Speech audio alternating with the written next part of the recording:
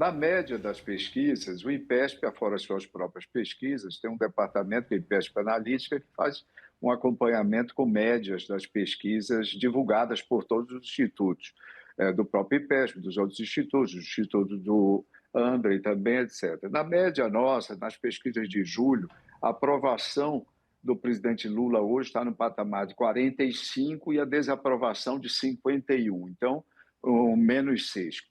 Com 45% de aprovação, isso é pouco ou isso é muito a essa altura do campeonato? E é preciso nós ver. Em outros momentos, candidatos a presidentes, incumbentes, foram candidatos à reeleição, obviamente. Então, nós tínhamos Fernando Henrique Cardoso. Fernando Henrique Cardoso, um ano mais ou menos, no ano anterior à eleição, por volta de julho, agosto, onde estamos agora, qual era a aprovação de Fernando Henrique em 97? 55%. Ganhou a eleição no primeiro turno. Lula, um ano antes da reeleição, 2006, nessa mesma altura do campeonato, julho, agosto, Lula tinha em 2005 54%. Dilma, por sua vez, em 2013, um ano antes, nessa mesma altura, tinha apenas 45% de aprovação, que é a média das pesquisas que apontam para Lula nesse momento.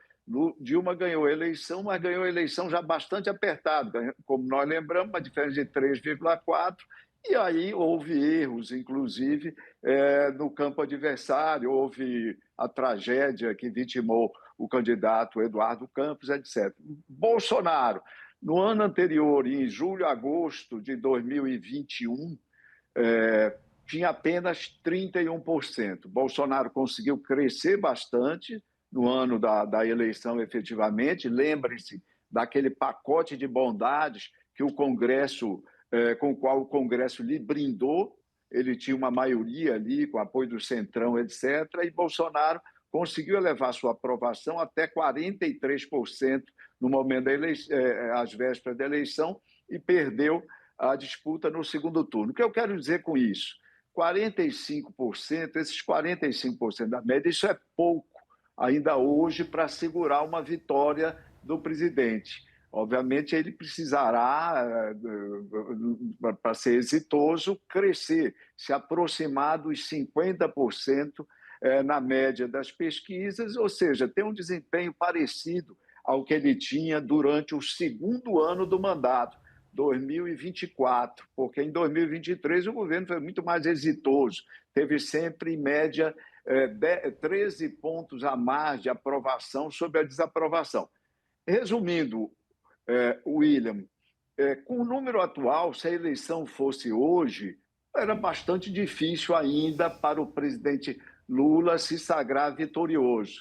Há esse fator conjuntural, o Renato sublinhou bem, o André também, mas do ponto de vista do desempenho econômico do governo, o governo ainda não convenceu a população dos resultados que tem apresentado.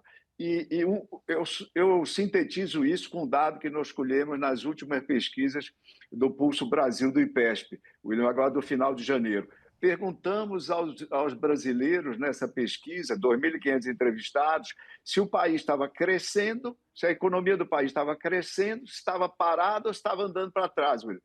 O Brasil cresce nos dois últimos anos, o PIB cresceu, todos nós sabemos, até surpreendeu a análise. Pois bem, William, 62% dos entrevistados responderam que a economia do Brasil ou estava parada ou estava andando para trás.